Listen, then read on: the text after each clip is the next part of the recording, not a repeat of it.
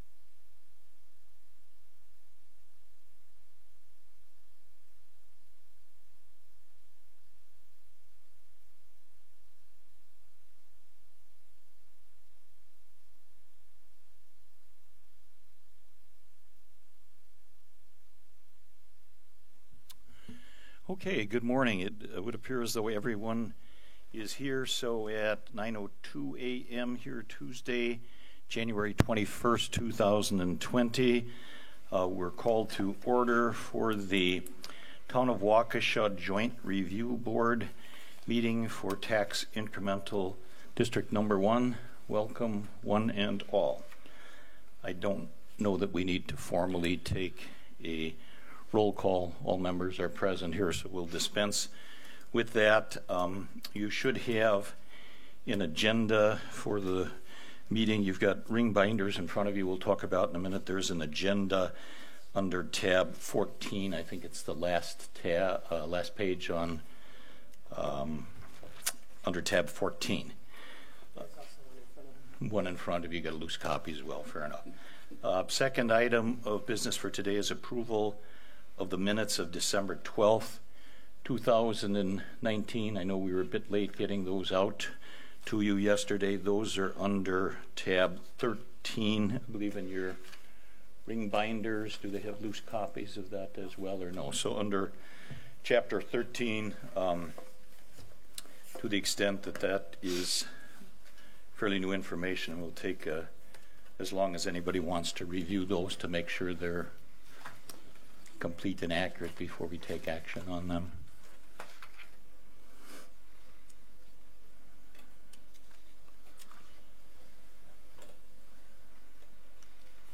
Okay, I'd move approval of the minutes from our last meeting on December. Okay, thank you. Is there a second to the motion? Okay, the motion was made by Dr. Kittle, seconded by Dr. Gray to approve the minutes of the meeting of the Joint Review Board of December 12th, 2019.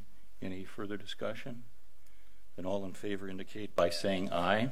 Aye. Aye. Opposed? Approval of the minutes passes unanimously. Number 3 on the agenda is listed as review of the public record, planning documents including the adopted project plan and the town board resolution adopting the project plan and creating the district. That's kind of a mouthful on the agenda.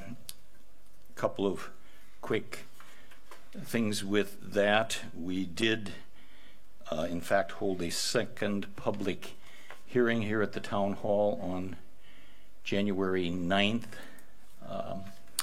at which time a plan with some revisions was put forth. Momentarily, Christy DeMaster is going to walk through essentially that presentation for you if you've not had an opportunity to review it on YouTube, and I don't think anybody was here personally. That said, there were 3 reasons for holding another public hearing. And just historically backwards, the first public hearing actually spanned over 2 months because it was adjourned 1 month and continued. So it was the third time to meet to discuss, but actually the second plan. And the 3 reasons for doing that: one is the city requested another public hearing, so we accommodated their request in that regard. There were some changes that were made to the plan, and Christy DeMaster is going to highlight those for you shortly. And the third reason, there was some misinformation that was put forth and out and about during the process, and we wanted an opportunity to try to see if we could clean some of that up. So that said, we're going to jump into the presentation that Christy has put together. Again, this will largely replicate what was presented during the public hearing on January 9th. Is that accurate? Okay, go ahead, please. Okay, there we go. All right.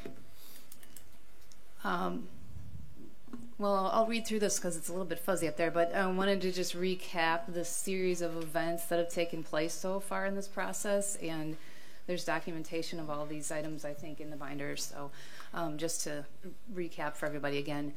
So as the town chair said, the first public hearing was held on October 10th on the first draft of the project plan. The town later learned that there was a letter sent by the mayor of Waukesha to, I believe, the other representative agencies on the Joint Review Board, but not the town, dated October 21st. And the town did eventually get a copy of that and did have some comments on that letter that are also in your binder.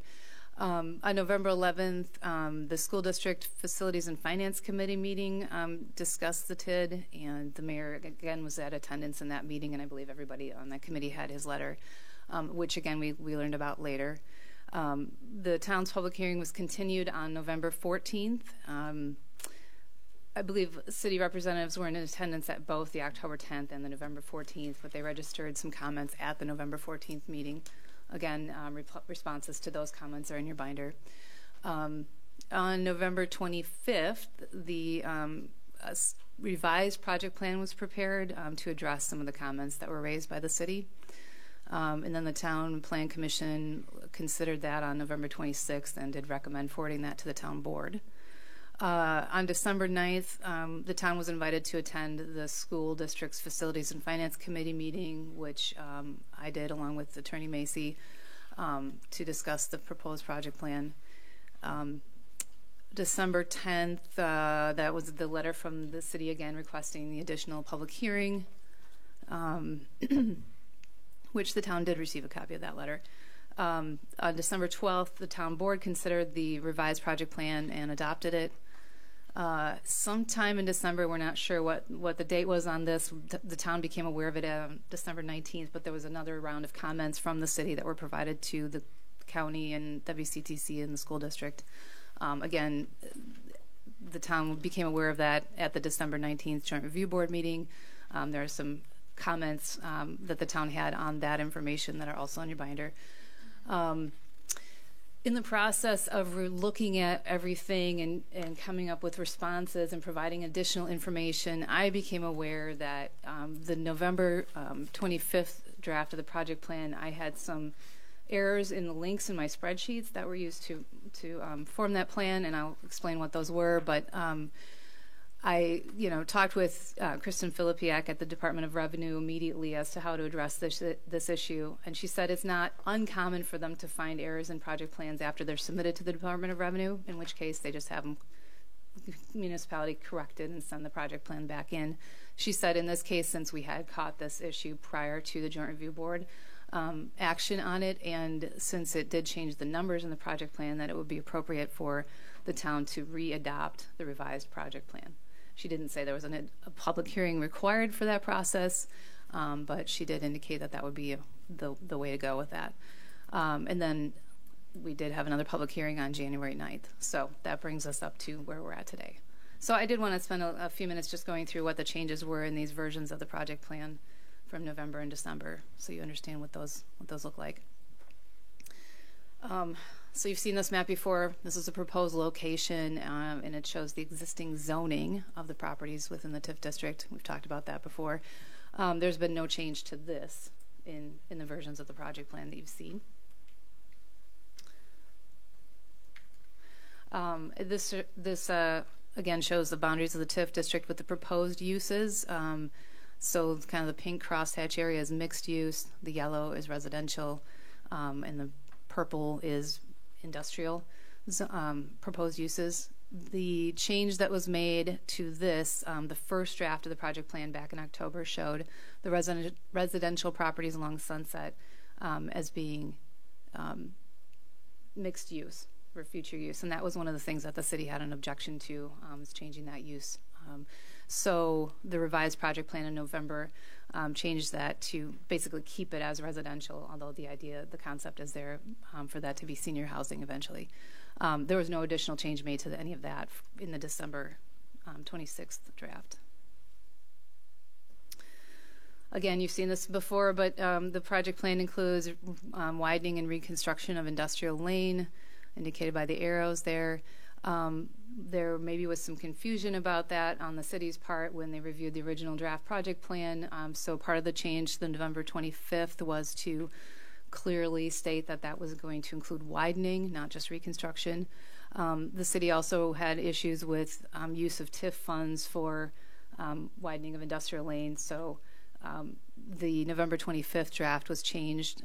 The project cost didn't change. The intended plan did not change, other than the funding, instead of being split between the town and the TID, was changed to be all non-project costs, which also then frees up more funds for direct development incentives.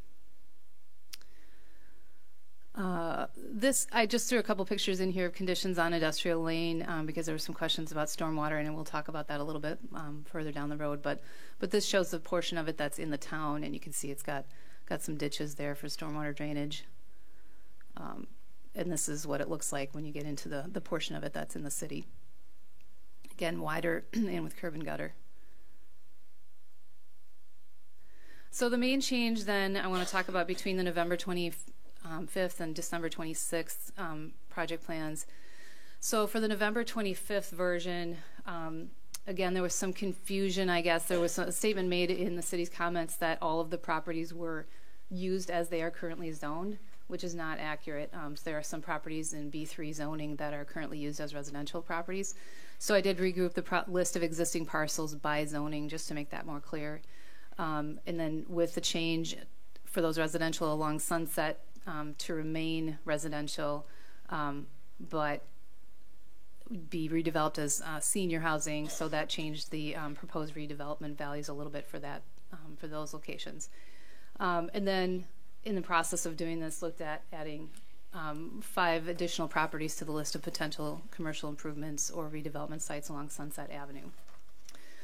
So with that, and going back and looking at everything again, I did notice later, I've got a detailed list of existing properties in the project plan, and then table 2 that shows the proposed redevelopment is linked back to that. So I did have some errors I had to correct, that there was one property included twice in there, and then there were some that their existing property value was not included in the existing property value on table 2. So that overstated the amount of value increment. And then since the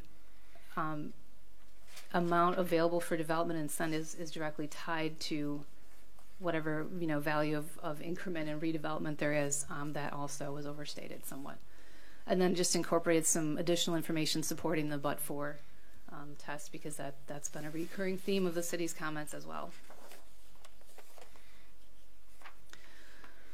So these numbers just highlight quickly the what's in the December 26th project plan. So again, no change to the Industrial Lane project costs. The development incentives, I believe in the prior version, was about 2.3 million. In this version, it's 1.8. Again, tied to the corrected increment dollar values.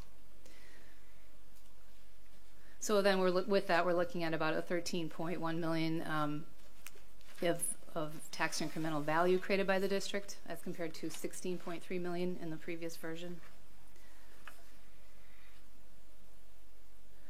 And at closeout, annual tax revenues on that value increment of about $150,000 as compared to $190,000 in the previous.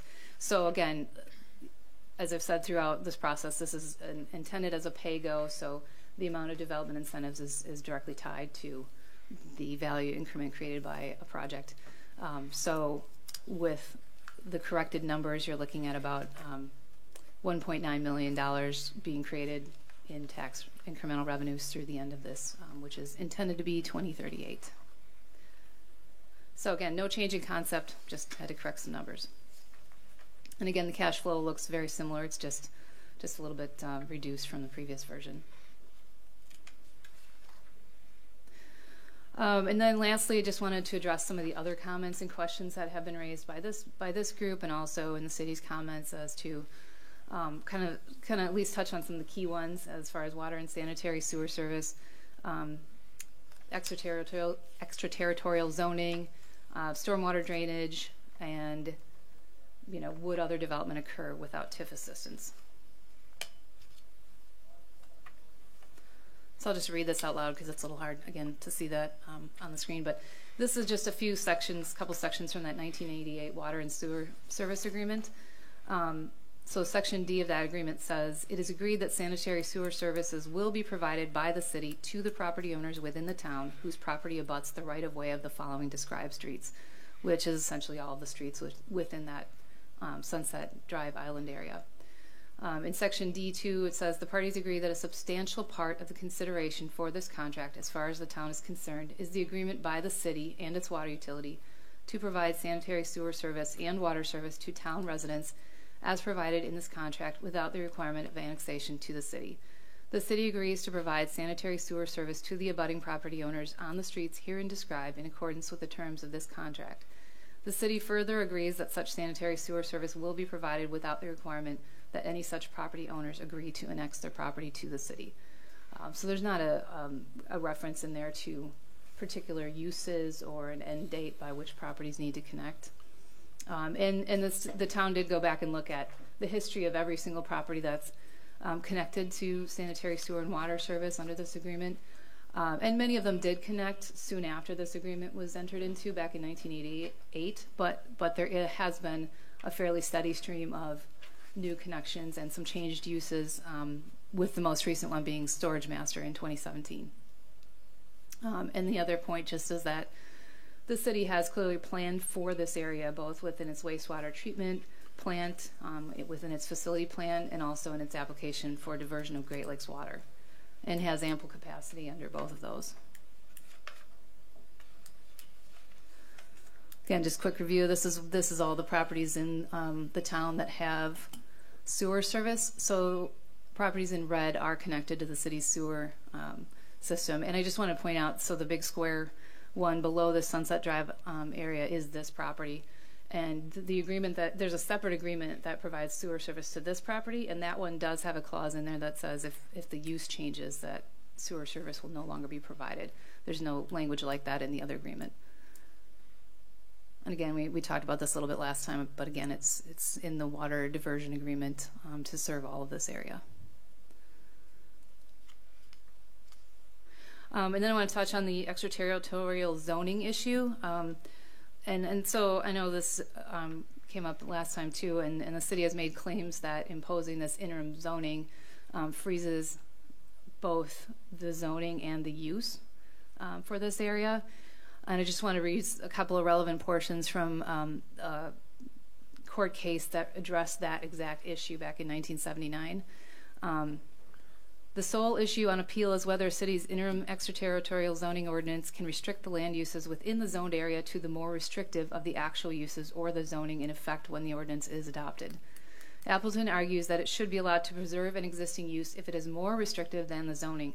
The trial court correctly determined that Appleton's position had no support in the legislative history. If there is zoning, section 62.237a(b) allows interim zoning freezes, and if not, it allows interim uses freezes. It does not allow the city to freeze the more restrictive of the zoning or uses. And just wanted to point out again that this plan does not rely on rezoning. Moving on to stormwater drainage, in your binder there is a letter from the town's engineer addressing this issue. That gives you more detailed information on that. Right now, Sunset Drive does drain to storm sewer in Sunset Drive, and properties that develop or redevelop, like Storage Master, have to provide on-site detention. On Industrial Lane, which I believe was more of the issue last meeting, the drainage for that area runs south through those roadside ditches that we saw in the earlier picture. Then it goes into a town storm sewer, and then finally into the city's storm sewer. So there's kind of two issues here. One is what happens with widening of Industrial Lane, and what happens if properties in that area are redeveloped. And basically, with that letter from the town engineer, the standards for stormwater management have become much more strict since these properties were developed. But there are many options for reducing both the amount of stormwater and the peak rates of stormwater. And his response was, this is going to have to be looked at on a side-by-side basis, as it would with any development in the city or in the town, for that matter.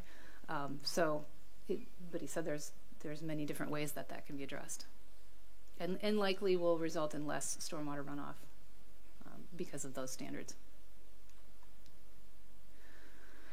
Lastly, I just want to talk a little bit about the but-for test, and I would say a lot of project plans will have something that's kind of a generic statement about this would not happen but for TIF assistance because this is an existing developed property and there are barriers and it's more costly than doing a greenfield site development. And that may or may not be true, but I think it's important to look at the context of the area and the history of the area that you're talking about specifically. And we've gotten into this a little bit before, but just want to run through it. And I have a couple pictures of it, existing conditions in the district. But there's a lot of variation in conditions, and there's some conditions that make it difficult to achieve higher property values in this area. And just looking back since 2000, you've had vacant lots, Abra Auto before 2005, and then Midwest Plumbing in 2011. You've got Storage Master in 2017. And then some facade improvements to Bliffert Lumber. So not a lot happening over the last 20 years or so. Again, the properties in this area are pretty low compared to other properties along Sunset Drive and this similar, and also to the south in the city's industrial park. So the residential properties average about $321,000 per acre currently, and many of these again are non-conforming uses currently. Industrial park properties along Industrial Lane are about $341,000 per acre. The highest one on this, to the far right here, is Midwest Plumbing, which is the newest building by quite a bit, and also different quality of construction than what else the other ones you'll see in that area. And again, the commercial vary a bit more, but average about $597,000 per acre. And then if you compare that to other more recently developed on Sunset Drive outside of the district, and again, I believe most or all of these were on vacant lots, but clearly there's potential for these properties to be valued higher with a different use. But so there's potential there, but there's also barriers. And again, these are just some examples of some of the uses existing within the property, within the proposed districts.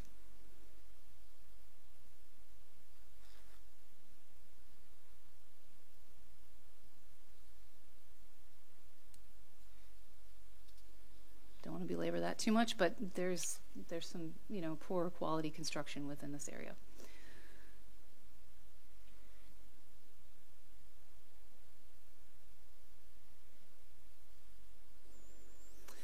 And again, just addressing that issue of Storage Master, and yes, Storage Master did redevelop an existing property in 2017, but again, this site is different than the rest of the properties in the district. Essentially, there's no other sites that are available that are similar to that at this point in time, just because of the size of it, and it was a very, very low value per acre property. So if you look at the other potential sites in here, and they're all going to be a situation where you need to acquire multiple properties to do something, and a little bit higher value. But so again, we went over this last time, so I don't want to get into too much on this, but just to again reiterate, these are the potential sites that we're looking at.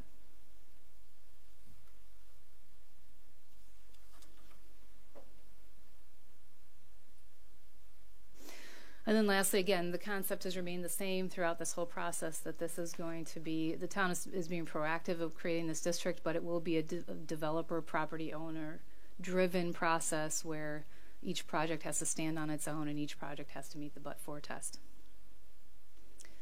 So I think that covers it for what I wanted to cover right now. Okay, thank you.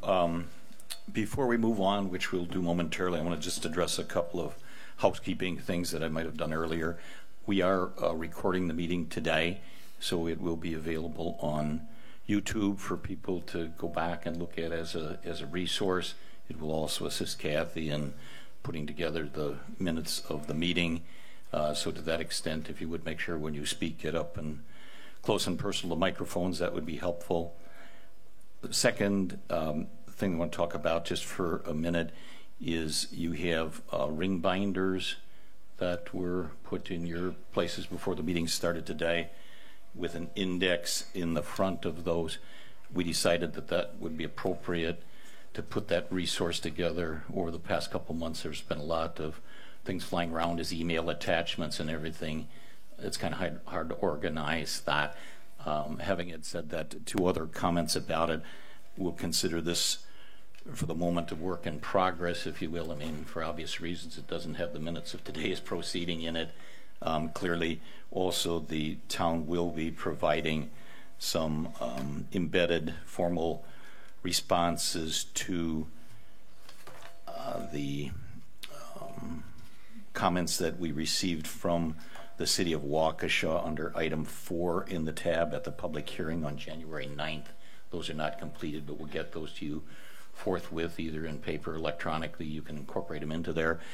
Just an inquiry, and you don't have to answer at this point in time, but if somebody would like to have this in electronic form on a CD or that type of thing, we would certainly be willing to make CD or CDs available to the extent that you may want to disseminate those to others or find it more friendly. So you can let us know your wishes about that. Next item, just quickly, you can go through the index in here. We're not going to reiterate everything that's in there. I think it's worthy of note and make representation to you the public hearings that the town has held. And again, there's been 2 of them on 3 different evenings, because the first one spanned over 2 meetings and not adjourned. We have had very little public participation.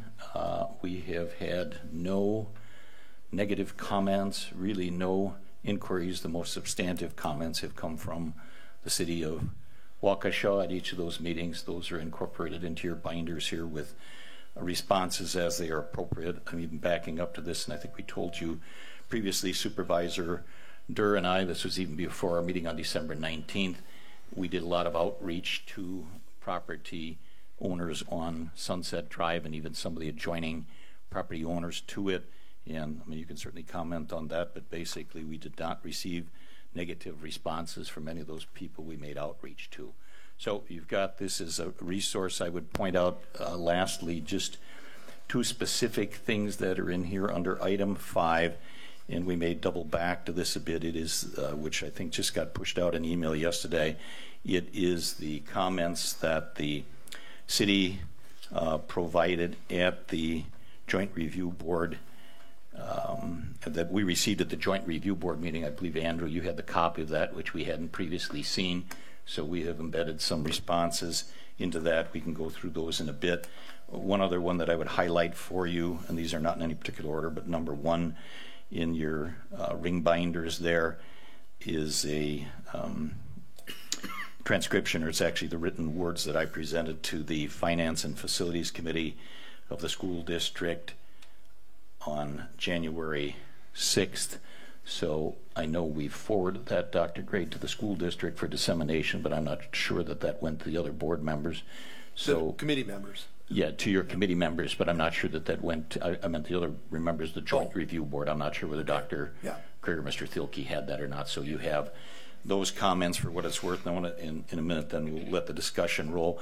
I do want to put one thing forth at this point in time, and it's not in those comments that I made to the Finance and Facilities Committee, but I think Dr. Gregg can correct me if I'm misrepresented, but there was some discussion or concern at that point in time, and you can speak in your own words, but the school district, where he is looking at a directive from the school board or school board committee. Our policy requires that. Policy requires it, and when we appeared on the 6th, obviously the public hearing that took place on the 9th, it was 3 days preceding to that, so there was new information to come about. We invited people to do it, so I did make a commitment at that point in time, not for anybody else, but for myself, that when we convened today out of respect and understanding for their policy, because their Finance and Facilities Committee does not meet again until the 10th of February, I believe, that Monday.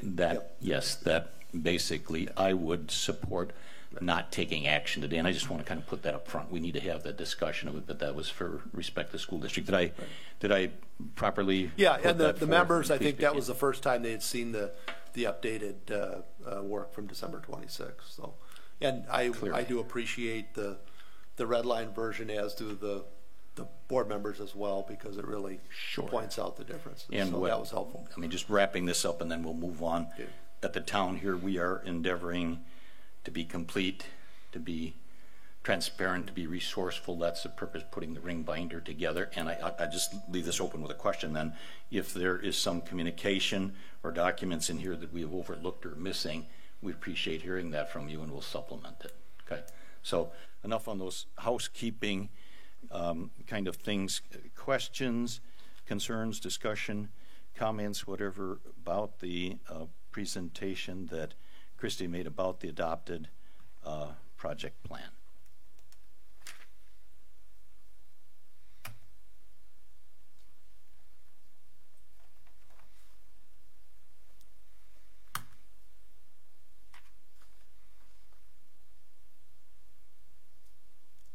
You might, as you're pondering that again, you may not have had the time to review it, but if you look under the 5th tab that you have, which was just emailed out yesterday, town's responses to the remarks from the city. So you can see there remarks in black, the town's responses. We can go, and that may address a lot of the issues or concerns that have been expressed. We can go through those one by one if anybody chooses, or if there are any of those that you have questions about, you could certainly direct them to that particular document. Does that address, I mean, there were 2 letters, one early January and then the one from 12/19. Does this cover both those city letters? So the letter from the mayor is I have 2 different letters. So the letter from the mayor is from was the October 21st letter. But okay. We didn't receive that till January, but until December. But and we have response in that. It's under number 6, and then the one that we received at our meeting on the 19th is the response under number 5. So you have responses from the town on both letters. And the communication that we got, and helped me find the correct number here, the one that was presented at the meeting on January 12th. Oh, on January 12th? I'm sorry, on January 9th. Number 4 is the other one, Dr. Gray. Yeah, City of Waukesha remarks was presented on a public hearing on January 9th. In your ring binder, you have that document. You do not have the town's responses. Many of those will be repetitive because of repetitive issues to the one that preceded it, but the town will, I won't give you a hard and fast date, but I would certainly think by next week, does that sound reasonable, we could have responses to that, because some of the concerns and everything are no longer in play. So we yet owe you that. Go ahead, And Christy. if I could just add quickly, I know some part of that set of comments had to do with the numbers changing from one draft of the plan to the other. So hopefully I've answered that issue, but if you do have questions about that, be happy to talk about that today. Mr. Chairman, I'd like to go back to a slide that Ms. DeMasters presented in her summary, back to the agreement of 1988. Which is, and just quick and not interrupt you, that's number 15 in Yep. your ring binders, is that? So that complete agreement is provided to everyone in tab number 15, but the pertinent sections she had up on the screen, which she has now. And there's been a lot of discussion about this agreement, and Ms. DeMasters pointed out something that caught my attention that I wanted to clarify. In the 1988 agreement, which covers what is known as the Sunset Island, which is inclusive of this TIF proposal, there is no mention about changes of use. But then she also mentioned that our town hall property is connected to city sewer, and that was done in 2015, so some 30 plus years later. And very clearly there is language in that agreement that specifies if the land use were to change for this property, that connection to city sewer and water would be terminated. I just wanted to make sure that we were clear that one agreement has nothing to do with the other agreement, and not only are they separated by geography of, I don't know, a quarter or a third of a mile, but they're also separated in time by 30 plus years. So the town's position is clearly that the 1988 water agreement does allow us to change use.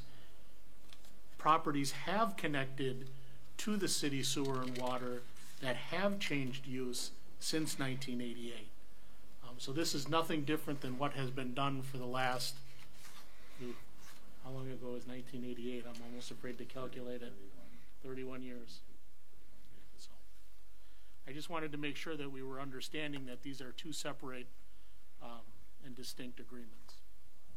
If I could just hitchhike on that for a minute, Mike, and if you look at the language in there, not only did it identify responsibilities, there were provisions in there for the town to pay for improvements, including water mains, and there were some things unrelated to it, but street improvements and that type of thing. There were provisions in there in that agreement for the town to pay, and the town did in fact pay.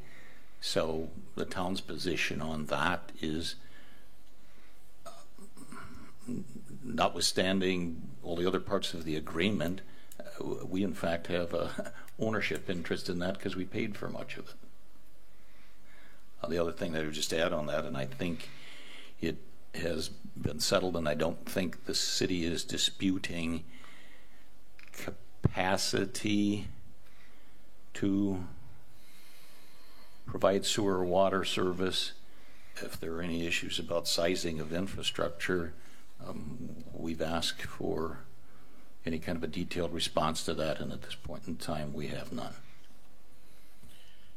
And again, on the most recent public hearing on January 9th, the city spoke eloquently and passionately about their insistence that they're not going to provide service under the 1988 agreement, specifically challenged on what legal grounds they would find that. They provided absolutely none.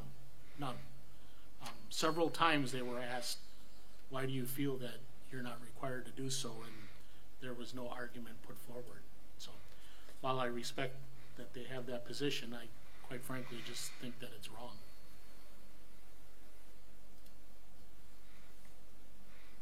Other comments, questions, things that Christy might answer in the plan?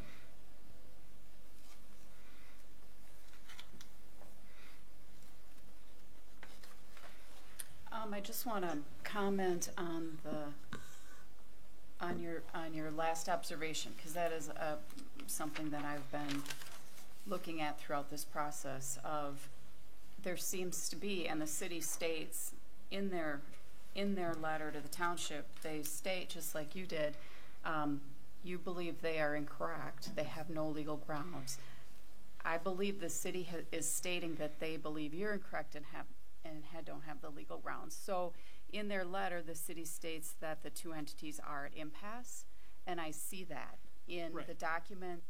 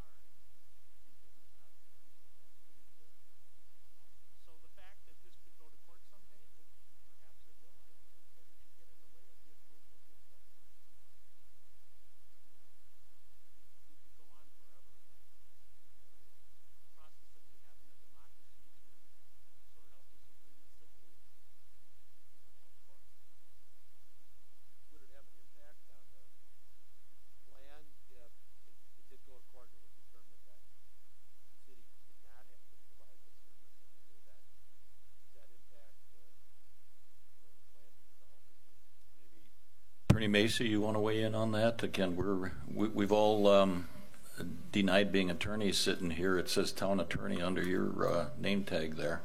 Humoring you a bit on that, but.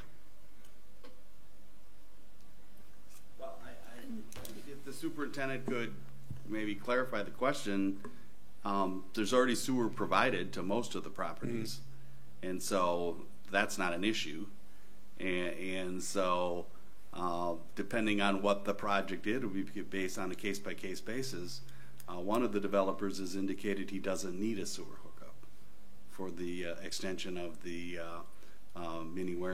warehousing facility. So that's not an issue at all for the redevelopment of his property. And I think the financial consultant, did you have a comment on that? Well, again, I was just going to say too, again, like, you know, there's scattered properties throughout here that aren't connected to sewer yet. But we're also looking at, you know, combining properties for most of these areas to do something. So like with the storage master example, it's hard to see on there, but some of the properties that would be included within that area do have sewer service currently. So I guess my question then is, regardless of whether the city has to or doesn't have to provide water and sewer, it wouldn't impact the proposed. I mean, you've got some retirement housing coming in and those kind of things. It would not impact the development or the planned development. I don't believe so. No. Just like stormwater, we have to provide the service, and we know the position of the city on stormwater, right? And we've, you know, and so we realize we have to deal with the stormwater. They're not going to take our stormwater, so we have to deal with the issue. And I understand that.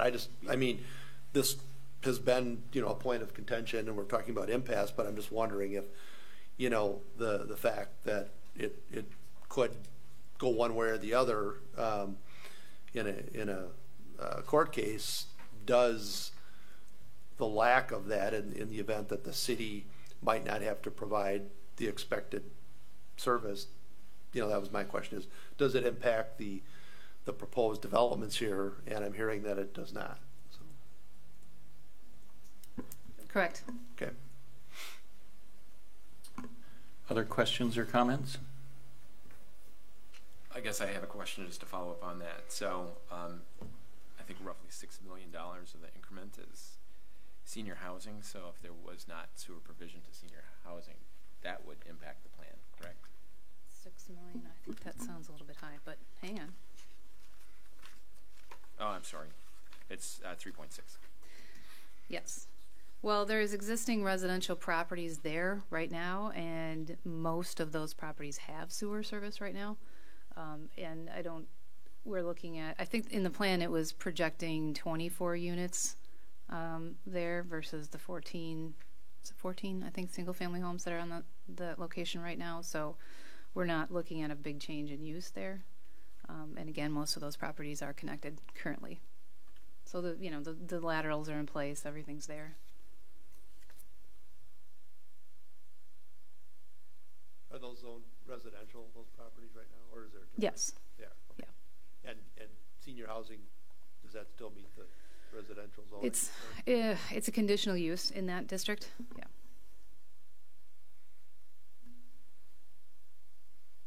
And again, that's one that we have occurring out a little bit farther time-wise in the project plan. Questions or comments?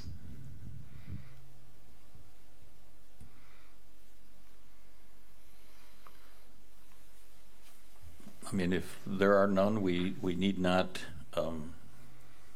belabor this. I don't want to cut anyone short, but we need not belabor it. If there are none further, we could go to item 4, which is discussion and possible action on a resolution to approve the town board resolution adopting the project plan and creating the district. Again, I don't want to cut it off, but we need not belabor things if you have no other questions. And again, I know there's a lot of information there to digest. I have one question, and I know that my facilities committee meets February 10th, but is there a method by which, if they have questions in the meantime, I mean, they have all the data now, I think, that you've sent me. I've forwarded that on along with the data that you've provided. If there are questions from the committee members prior to the February 10th, if we could expedite some things for that. I mean, I certainly, and unless somebody tell me it's inappropriate, I would certainly think those could be put forward in writing. We would respond to them. And who would those? Well, let's let those go to Kathy. Okay. Right. So we will try to formulate responses to those in a timely manner, and when we get those, I guess I would ask you to do that 2 ways, whether you or any of the other committee members want to do it. When you pose those questions, please, the courtesy extend to the other committee members as well. Okay. And then when we respond, they will get the responses as well, so that we're completely transparent and everybody's included in that process. So can I make sure that you don't go ahead and follow through and send the questions to me and to the rest of the board, because then that would be a walking quorum. So if you send them to me, I can send them, and I can send them. And then what I would do is however you wanted to respond to the entire board, I would allow that. Right? Yeah, I don't want to create the dissemination. Yeah. That's fine. Yeah. Okay. Right. As long as we got the understanding that they will see your questions and our response, so that nobody's shut out of that part of the process. That's fine. Yeah. Okay. I mean, again, and if you want to speak further to it, I guess I'll make it as a suggestion for a minute if somebody wants to make a motion, but suggesting that action on this be deferred until the 13th of February, which would extend not only beyond your Finance and Facilities Committee meeting, Dr. Gray, on the 10th, but your school board meeting on the 12th as well. And again, we can put this into the formal motion, but would reconvening on February 13th work for people?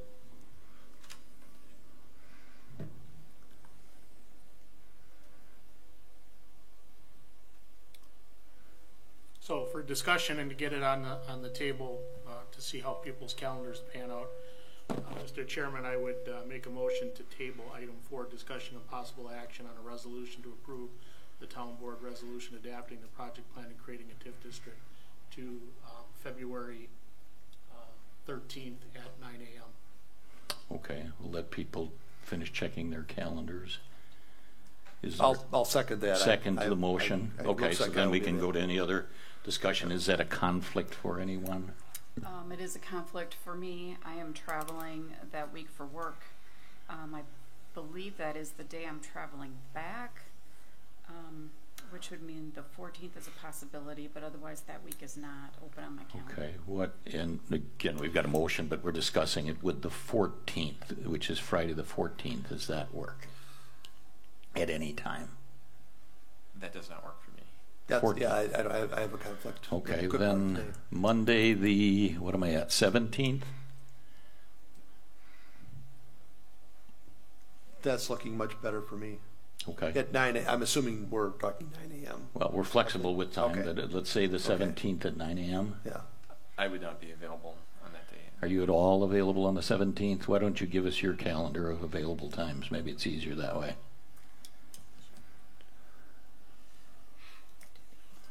Again, I don't think we're hung up on 9 a.m., but why don't you give us your availability, Andrew? I'd be more open on the 18th after 10 o'clock in the morning. Okay, 18th is Tuesday. How does that work for anybody else? Tuesday the 18th, you're saying 10 o'clock or thereafter? Yes. Anybody else for the 18th? That is good for me. I'll make it work. That's problem. No problem. Dr. Kittle, will that work for you? I believe so. If it is closer to 10 o'clock, I'm available from 10 until noon. So Okay. if we include just a tiny bit of travel 10 time in there, o'clock. I could make it as long as the meeting's closer to 10, Okay, if that works for you, Andrew. all right. Then my suggestion would be a friendly Yep. I'll make amendment I'll to make the an motion. adjustment to my motion to February 18th at 10:15. Is that better, or you mean closer to right at 10 time? She wants 10 o'clock, I think. Can you do 10 o'clock, Andrew? I can. 10 o'clock? 10 o'clock it is. Dr. Gray, are you amenable to that friendly amendment? Yep. Yeah, I'm good with that. Okay, any further discussion on the motion? Then I believe it would be appropriate to do that as do we want to do that as a roll call vote? I know we had the possible action on this roll call vote. Do we want to do a roll call vote on that, or can we do it simply as a voice vote? Simple voice vote. Okay, all in favor then of the motion to postpone possible action on this matter to Tuesday, February 18th at 10 a.m. here at the Town Hall. All in favor indicate by saying aye. Aye. Opposed? All right, that passes unanimously. Then a motion for adjournment at 9:54 would be in order at this time. So moved. Is there a second? Second. Okay, Supervisor Dr. Gray on the motion, a second to adjourn. All in favor indicate by saying aye. Aye. Pass unanimously. Thank you all very much. Okay. Can I just, a procedural thing? Are you going to do Surely. a calendar invite? I can do that. Thank you. Absolutely. Absolutely. Thank you all for your participation. Much appreciated.